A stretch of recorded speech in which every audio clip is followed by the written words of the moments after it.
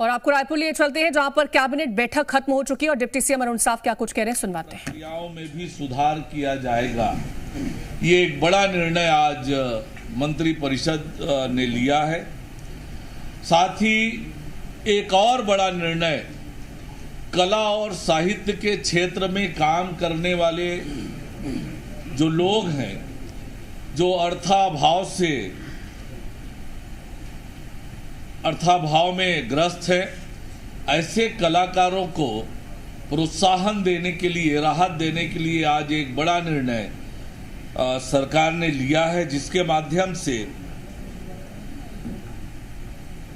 Budget सत्र में की गई घोषणा के अनुपालन में अब कलाकारों को दी जाने वाली मासिक वित्तीय सहायता पेंशन को 2,000 रुपए से बढ़ाकर 5,000 रुपए प्रति माह करने का निर्णय लिया गया है।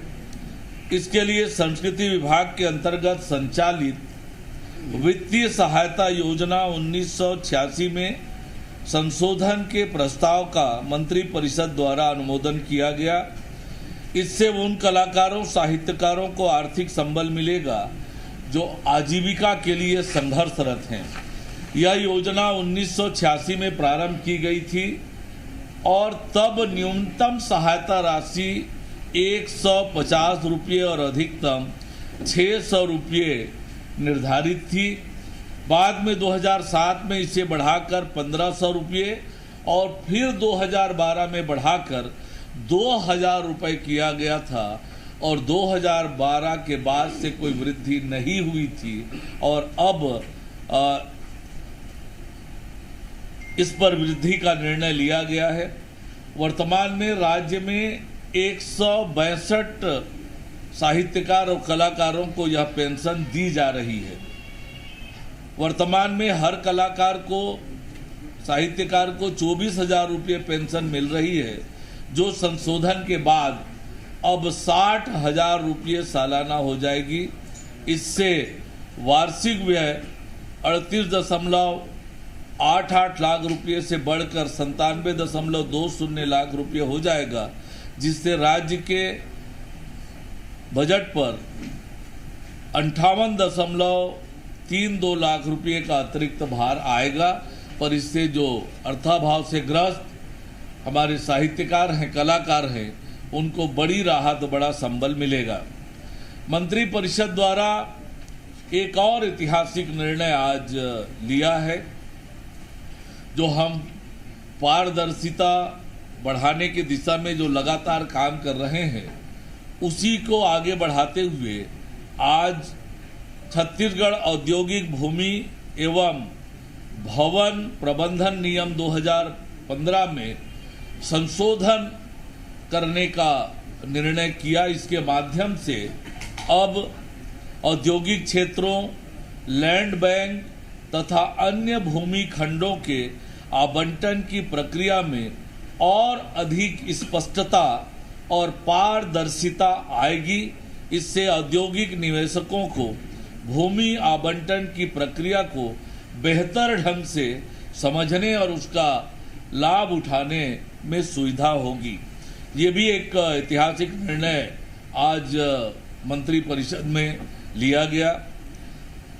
जैसा कि आपको पता है कि हमारी सरकार ने औद्योगिक नीति 2024-30 लागू की है और लगातार अभी इन्वेस्टर्स मीट का आयोजन सरकार ने किया है। माननीय मुख्यमंत्री विष्णुदेव साय जी लगातार अलग अलग प्रमुख शहरों में जाकर इन्वेस्टर मीट कर रहे हैं और अब जब एक वातावरण बना है इन्वेस्टमेंट का, बड़े पैमाने पर MOU हो रहे हैं, ऐसे में थोड़ा और हमने अपने औद्योगिक नीति में परिवर्तन करने का, संशोधन करने का निर्णय किया है, जिसे आज मंत्री परिषद ने अनुमोदित किया है।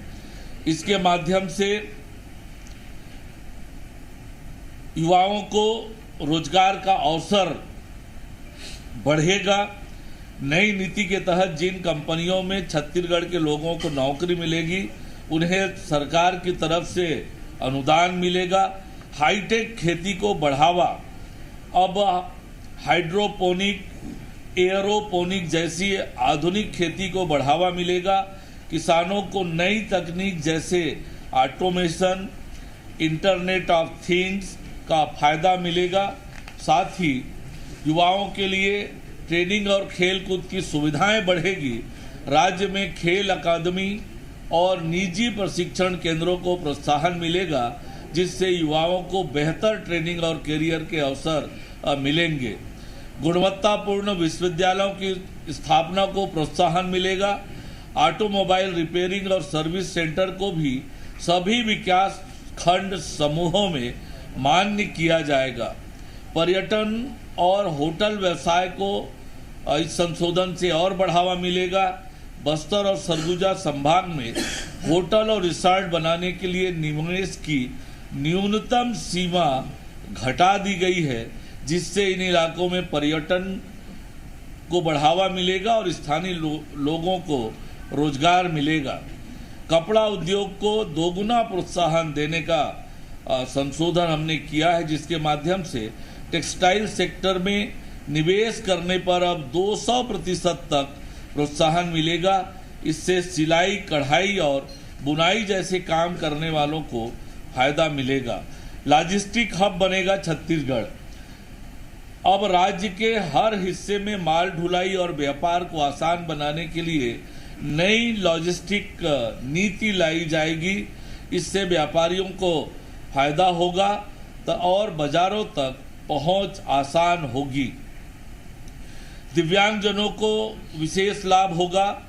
दिव्यांगजनों की परिभाषा को नया रूप दिया गया है ताकि उन्हें ज़्यादा योजनाओं का लाभ मिल सके। ग्लोबल कैपेबिलिटी सेंटर, रक्षा एवं एरोस्पेस सेक्टर को विशेष पैकेज भी मिलेगा। निजी औद्योगिक पार्क के लिए अधोसंरचना अनुदान में बढ़ोतरी तथा प्लग एंड प्ले फैक्ट्री निर्माण को प्रोत्साहन मिलेगा।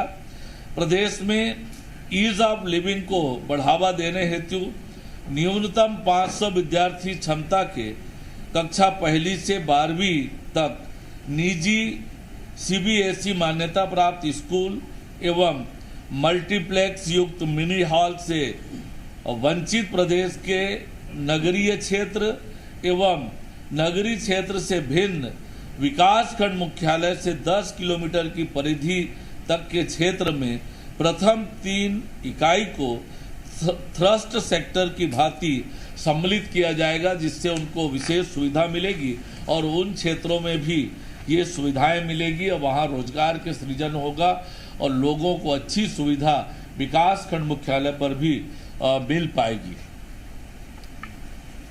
Thank you. तो आप डिप्टी सीएम को सुन रहे थे, जहां पर उन्होंने जिस तरह से कैबिनेट की बैठक हुई उसमें क्या महत्वपूर्ण फैसले लिए उसको लेकर के जानकारी दे रहे थे। 162 कलाकारों और साहित्यकारों को मिलती है पेंशन। औद्योगिक एवं भवन प्रबंधन को लेकर के भी जानकारी दी है।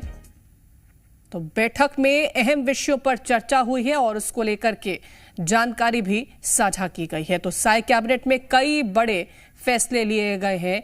तो कलाकारों और लेखकों को सौगात मिलेगी और इसका जिक्र किया गया है। मासिक पेंशन 2000 से बढ़ाकर 5000 कर दी गई है। औद्योगिक एवं भवन प्रबंधन नियम में संशोधन होगा।